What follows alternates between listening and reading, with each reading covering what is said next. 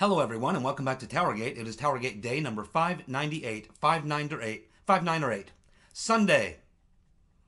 Today is going to be one of those TowerGate videos that's going to be for the archive classics. With the information we have today, we're going to be talking about that in-depth radio interview done by Dan Bongino with Papadoupolos.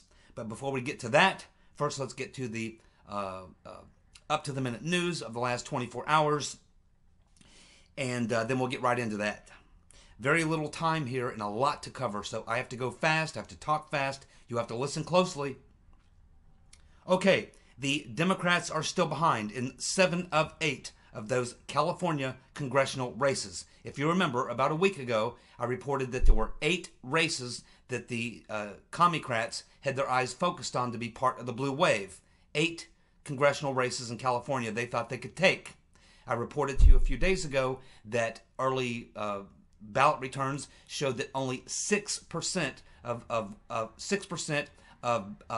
early ballots sent out to millennials had been returned. Only 6%, and it shows clearly that in these races that Republicans are leading in early voting. And it appears now that the Republicans are ahead in 7 of 8 of those California congressional races. One of those races is the seat of Dana Rohrabacher, very good man, and he has about an 8-point lead right now in that race. So it looks like the Republicans are going to hold at least 7, maybe even all 8 of those congressional seats in California that the demo commies were counting on for the blue wave. It's not going to happen. The New York City synagogue vandal. They have a suspect now in custody for the vandalism that was perpetrated by an individual, and they believe it's this individual because they got him on surveillance video. This is pretty disturbing stuff. I don't know if it's a big story around the country. I'm sure it's big in New York City, and I'm sure the left-wing media outlets are not talking much about this. This individual is now a former City Hall anti-hate crime intern. An anti-hate crime intern. He's also a Commie-crat activist. What's interesting about this guy's story is that he was selected by the New York Times and a well-to-do Jewish couple. He was picked out and they said, hey, there's a kid who's has bad circumstances, low income, one parent. He may not have much of an opportunity. Let's help this kid. They paid his entire college tuition and expenses, helped him get a job as an intern working for the city as an anti-hate crime intern. How did he reward them? By going to synagogues, 7 to be specific, and spray painting very, very nasty anti-Semitic and racial slogans on these synagogues. And I'm actually going to tell you some of them. This might get the video pulled from YouTube or what have you, but I'm not going to sugarcoat it. I'm going to tell you exactly some of the things this guy spray painted on these synagogues. This individual's name is James Polite, P-O-L-I-T-E, but he goes by the name Abraham Ali, A-A-L-I. Polite is a rabid anti-Semite who is a strong supporter of the Palestinians. Polite has spray painted anti-Semitic slurs on synagogues, 7 that we know of, such as the following, quote, "Die Jew rats," unquote. Also, Hitler with the swastika, unquote. Also, quote, "Civil war is here," unquote. As well as, how about this one, quote, "Jew nigger pigs," end quote. And 7, and again, this was spray painted at 7 different synagogues in New York City. He was captured on video surveillance. He's now in custody and is suspected of being the person who've committed all these heinous acts. What a disturbed individual he is. What a disturbed, sickening individual he is. I doubt this is being covered in the left-wing media. It's probably a big story in New York City, though. It should be. How you like that? A Jewish couple helps this guy, pays his entire tuition and expenses, helps this guy out, and he turns out to be this raging anti-Semite. This is just hard to believe. Okay, so let's go through some election stuff. We have early voting in Texas is showing that Republicans and early voting in Texas have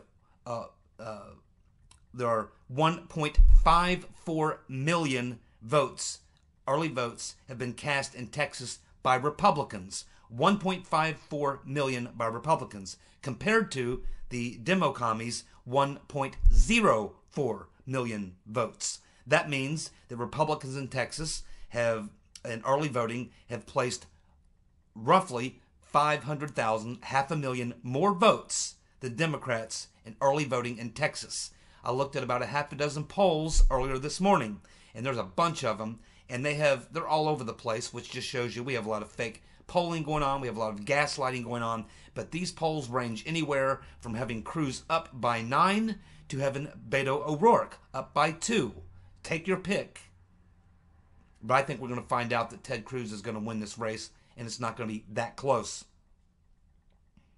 We have Jane Fonda telling women to see the parallels between Trump and Hitler. Trump and Hitler. That's hate speech, in my opinion. But let me give you a little lesson in history, Jane.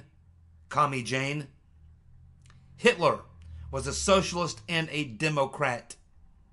The Nazi Party used the KKK Democrats' ideology to launch their hate campaign against the Jews.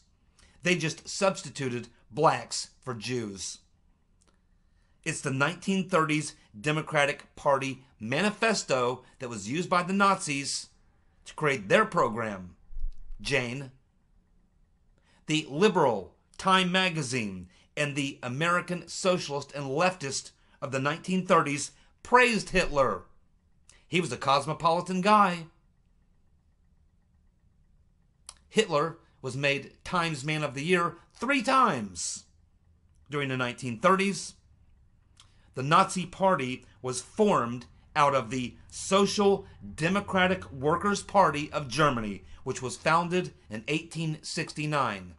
Jane, you commie. And we got the pics of you, Jane, on that commie tank, do we not? You even made a statement after taking that photo that Americans would embrace communism if they really understood it. Jane, well, they didn't embrace communism in 1966, 67, and they're certainly not going to embrace communism today, Jane. Georgia governor candidate Stacey Abrams used to write raunchy romance novels under the pseudonym Selena Montgomery. I wonder why she did not include that in her resume for the voters of Georgia to look at. Apparently, she didn't want people to know that she used to write raunchy romance novels under the pseudonym Selena Montgomery. But they know now. Obama, giving a speech yesterday, was interrupted 3 times, being heckled by that audience. He had to stop 3 times, and it was obvious that he was getting very annoyed. Now, I watched as much as I could take of that, about 10 minutes of it, and it's clear that Obama's not the same Obama of 2012 or anything like that. He looks like a totally different individual. He doesn't look well, to be honest with you. Looks like he's aged a bit. He looks very stressed. He looks very angry. He looks very worried. He looks very troubled. And I think he knows what's coming. I honestly do. He knows that he is going to be exposed, he and his administration, for perpetrating one of the greatest political crimes in history. And he was a point man right along with the rotten Reverend Clinton, putting it all together, seeing the whole thing through. That is what he fears.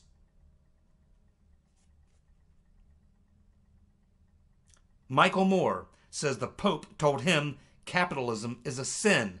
The Catholic Church is one of the wealthiest entities on this planet. And how did they acquire that wealth? Capitalism. Yes, we know the Pope is a socialist. Of course he is. For everyone else. But for he and the Catholic Church, oh, they're capitalist. I can assure you this Pope is very, very wealthy. All of them are. They pretend to be paupers. They're all rich as they can possibly be.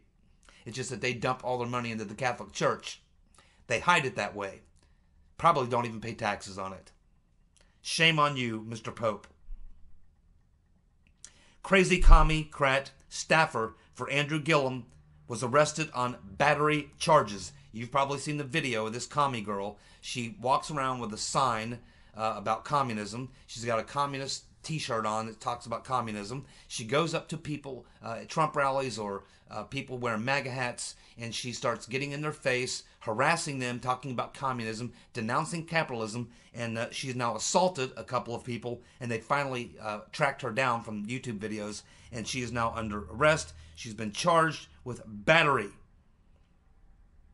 Has anyone noticed that the left-wing commie media, MSNBC, CNN, ABC, all the networks, the New York Times, whole nine yards, have you noticed in the past several weeks that they've completely eliminated any talk of Trump-Russia collusion from their broadcasts? Maybe Rachel Madcow might still be talking about it. I don't know. I haven't tuned in, but she may have gotten enough of it too by now because she's being laughed out of the place. But the fact of the matter is, you're hardly hearing anything about Trump-Russia collusion leading up to the midterms. It seems to be taken off the table. I wonder why. Project Veritas strikes again. No, they're not done yet. Indiana's Senator Donnelly, the demo commie, who's in the race of his life right now, his wife has been busted by Project Veritas, telling staffers not to talk about her husband's support for unions and right-to-work laws. What have all these Project Veritas videos shown us? They show us that the commie-crats, just as I told you yesterday, do not tell the truth to win elections because they can't. Because if they tell the truth about what they really believe and what they'll really do if they ever get their hands on power, they'll drop communism on us without ever saying the word communism. They'll call it liberalism, social democracy, progressivism. They'll call it everything in the world but what it really is: communism, collectivism. It's not going to work. People are too smart for that. And so, well done, Project Veritas, exposing another dishonest commie-crat. CNN has been forced to admit Trump's really strong jobs report. That's great. It's like about a 1-minute video, but it's one of the best 1-minute videos you ever see. It's Allison Camerata at CNN, along with, who's a hardcore anti-Trumper, a total nutcase, brain-dead commie-crat, and with that idiot beta male that co-hosts with her, Berman, I think his name is, little weasel. They had to sit there, and the look on their faces while the other reporter their business reporter was giving them this jobs report from October, showing the massive amount of jobs that were created in October, despite the fact that we had a hurricane, which in case you usually lose jobs. They were just fit to be tied. The looks on their face was classic, as this business reporter had to tell them about the incredibly fantastic economy under President Trump. Bill Nelson and Ron DeSantis are showing now a slight lead in the latest Florida polls. Good. Maybe they're coming to their senses in Florida. The ABC poll has McSally with a slight lead in Arizona. Chuck the Cuck Schumer, responding to the latest job numbers, says that this will mean very little to families. Yeah, right, Chuck. Yeah, it means very little to families. That their wages went up by 3.1%, and 250,000 of them just got good jobs. 32,000 of them in manufacturing, Chuck. What did you do for them? Nothing. You've done nothing for those people, Chuck. Nothing. And pretty soon, your minority leader status in the Senate is going to become a very tiny minority leader, because you, Chuck, are going to have such a small group of senators in the Senate that you're not going to be able to stop anything. Nothing, Chuck. Nothing. You loser.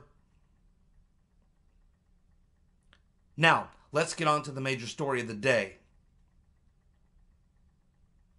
and why this is probably going to be one of those archive classics of TowerGate, because of the information that we have here. It'll take me a while to even get this into my timeline. There's so much here. So let's just go through this. A very good interview. I don't know how many of you heard it, but if you haven't heard it, I recommend that you listen to the radio interview with Dan Bongino and Papadoupolos. I know some of you don't have time or have no interest. You don't like Bongino, whatever the case may be. Let me go ahead and go through the major salient points of that interview.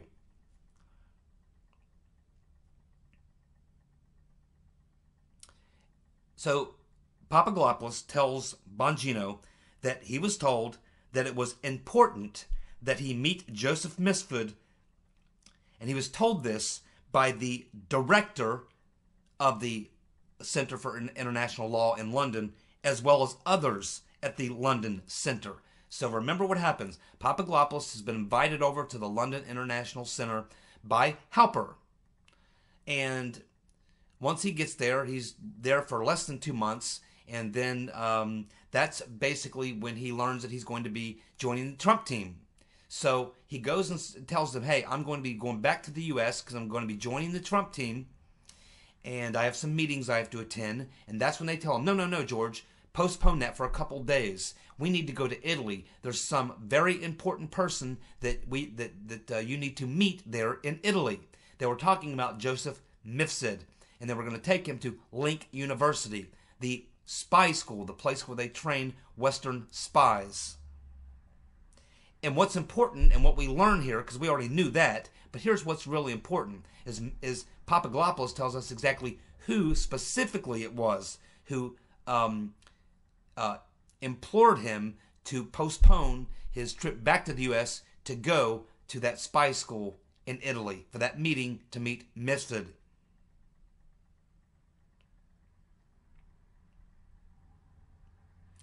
The person who told him that he must attend this meeting, it would be very important, turns out to be someone named Avinder Sambe. Avinder Sambe.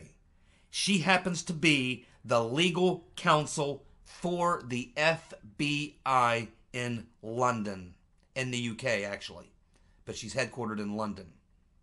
The person who told Papadoupolos that he should delay his trip back to the States so that he make this important meeting in Italy where he was going to be introduced to Mr. Misford was the legal counsel for the FBI in the UK, stationed in London. Her name, Avinder Sambe.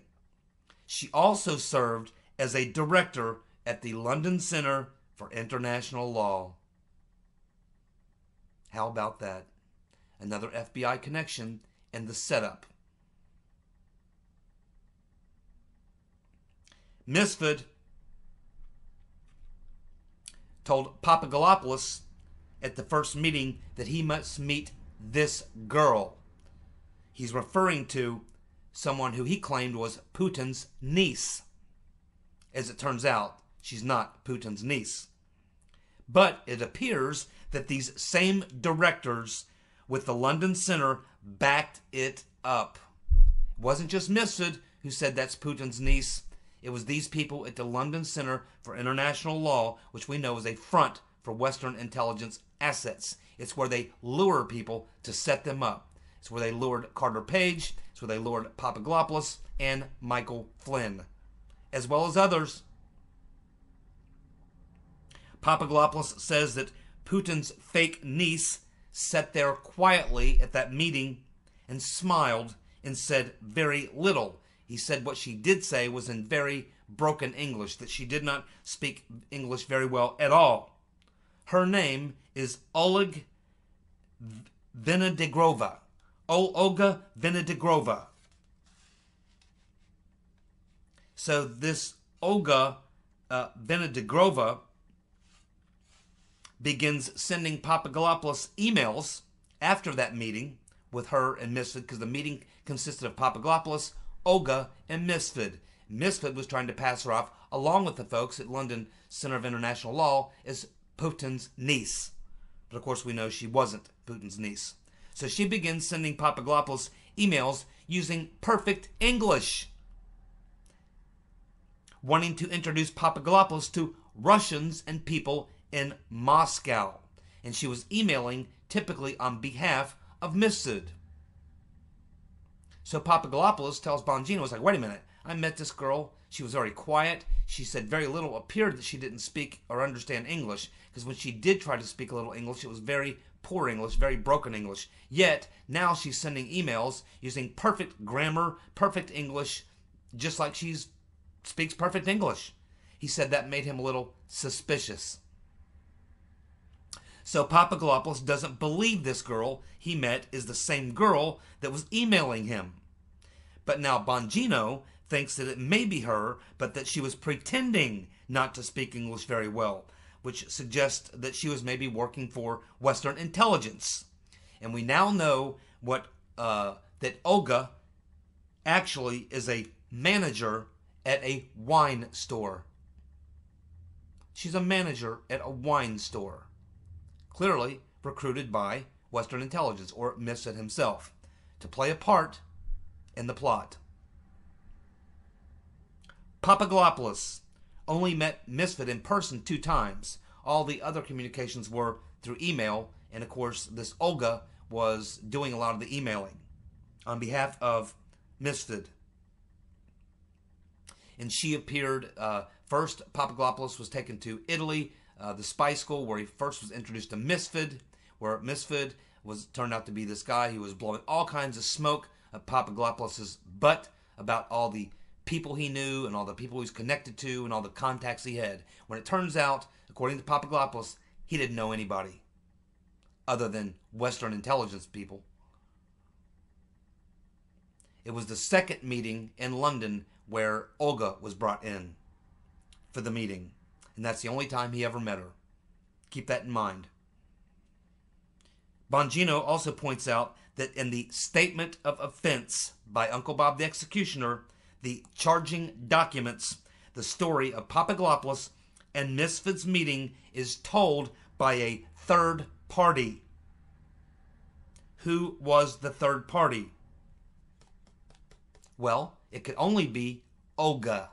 So what he's talking about is when you read the statement of offense put out by Uncle Bob the Executioner regarding the Papadoupolos charging statement, the person is describing the conversation, the reactions of Papadoupolos and Misfit. In other words, a third party is telling what Papadoupolos and Misfit were saying, how they were saying it, their demeanor, and everything else. So it's a third party, as you can see in the charging statement, according to Bongino, that he's read by the FBI, and therefore there's a third party, essentially like a narrator.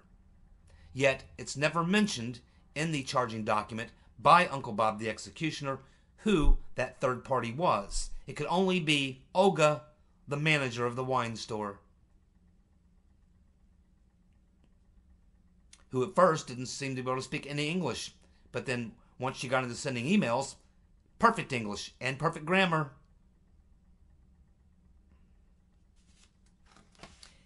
Misfit's lawyers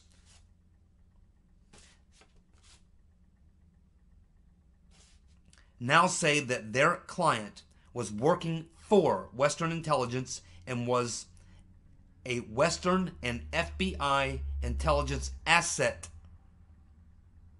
and is not a Russian agent and has no Russian government contacts. Now, this is this individual, Stephen Rowe, which we've talked about many times here on TowerGate.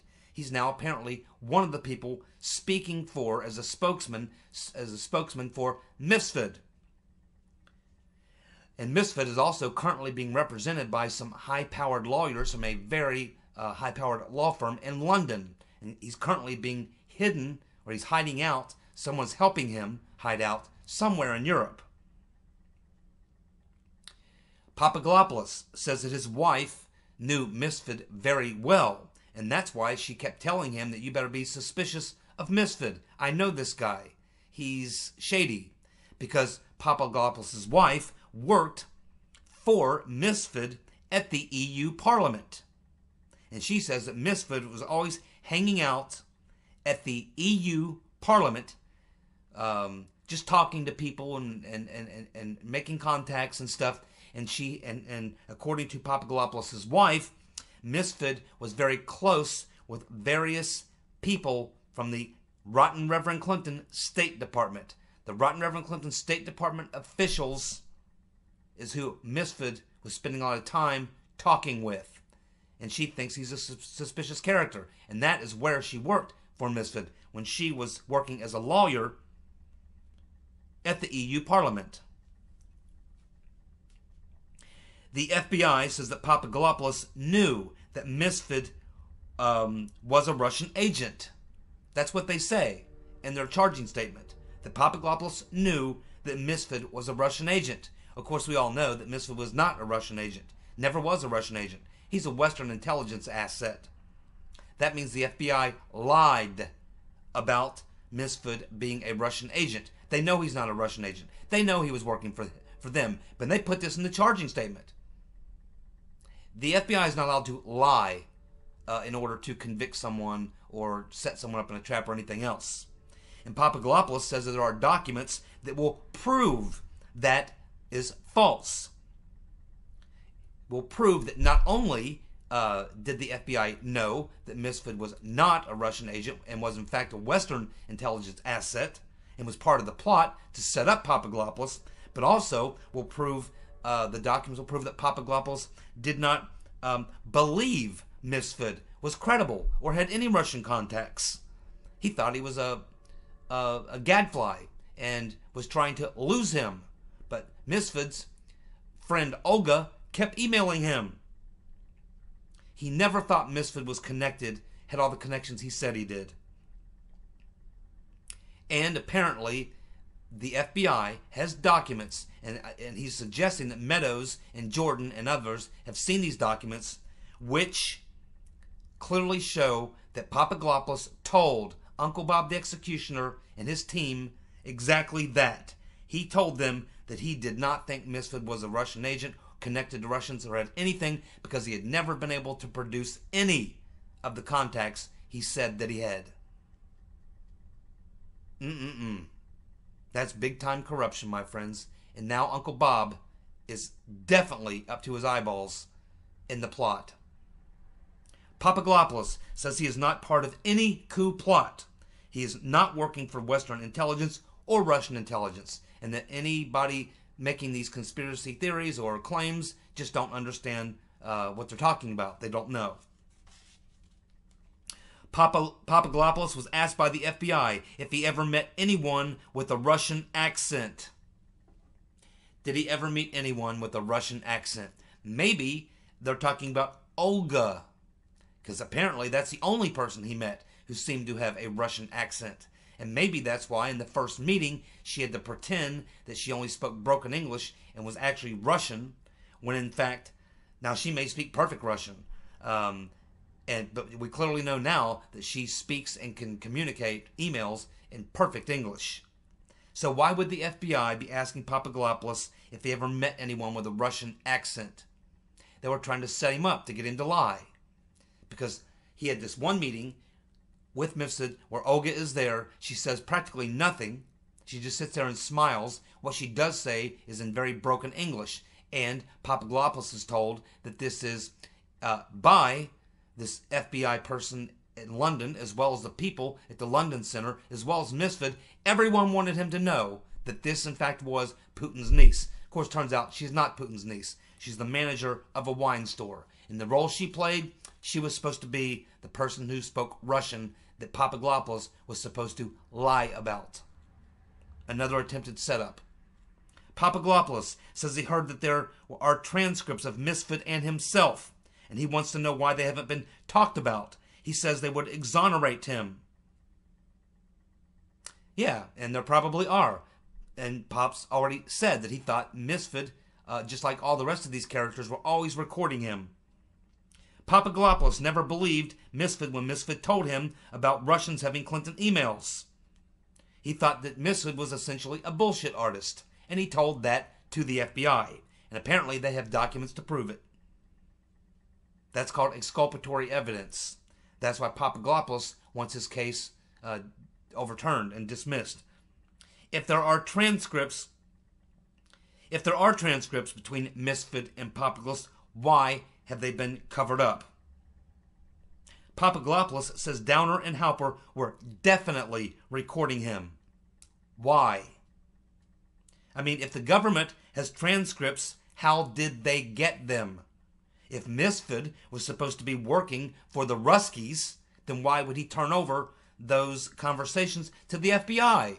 He would have turned them over to the Ruskies if that's who he was working for. Clearly, Halper, Downer, Misfit were all turning their recordings over to the FBI because that's who they were working for, not the Russians. It's all coming out, my friends. The truth. And a lot of people are going to prison, Mr. Brennan. Who is hiding Misfit and why? Who is paying Misfit's high-powered attorneys and why? Papadoupolos says he's 90% sure there was a FISA warrant on him based on what he learned from his hearings with Congress. Papadoupolos also says he popped up on the Intel radar screen because work he was doing with Egypt and Israel long before the 2016 campaign and was a target already when he joined Trump. And that's when he became an obvious target for the setup. Papadoupolos also says that Halper, Downer, and Misfit all ask him about his work in Egypt and Israel. Papadoupolos says that in April 2017, before any of us ever heard of him, he was contacted by a major paper in the U.S., he's talking about the New York Times, and a major TV network personality, he's talking about ABC News, and I think Brian Ross. He says we would definitely know who these people are. They contacted him and told him there was a FISA on him, and this was just after James Wolfe was arrested for leaking Carter Page FISA docs to Ali Watkins and 5 other media corporations. Then, after that, is when the Western spy, Charles Tawil, gave him the $10,000. Tawil popped into Papadoupolos' life after the first FBI interview. They had lunch in Chicago. Tawil emailed Papadoupolos in Greece and said he wanted to meet to talk business. Papadoupolos says he was being very surveilled at that time, and he knew it. Tawil told Papadoupolos he wanted to complete the agreement. And Papadoupolos says, so they went to a hotel. They had this meeting where he said there were spies in this meeting, Israeli spies. They weren't very friendly, and it wasn't a very friendly meeting. And Pops thought that they were going to kill him. And he said that's why he accepted the $10,000, which was in American currency, in $100 bills, crisp ones. He says that he thought he better take the money or they would kill him. So Pops takes the money, then he gives it to his lawyer in Greece with instructions to contact Tawil to tell them to come and get their money back. They refused to take their money back. Pops was, of course, arrested 3 days later. Papadoupolos was arrested before clearing customs. He never made it to the passport control. There was no declaration form filled out. He was arrested before they questioned him. There was no warrant. He was not told why he was being detained or arrested. Also, Papadoupolos thinks Sergei Milian was working for the FBI and also tried to set him up. Milian, in July of 2016, says he told Papadoupolos he was the former associate of Trump. He says that Milian was also recording him. He says that Milian offered Papadoupolos a job paying $30,000 a month, and it was a PR position, and that he would be working for the ex-minister, foreign minister in Russia, but that he must be working for the Trump administration, and he could not tell anybody.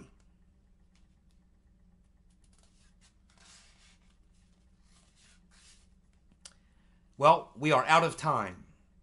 Out of time.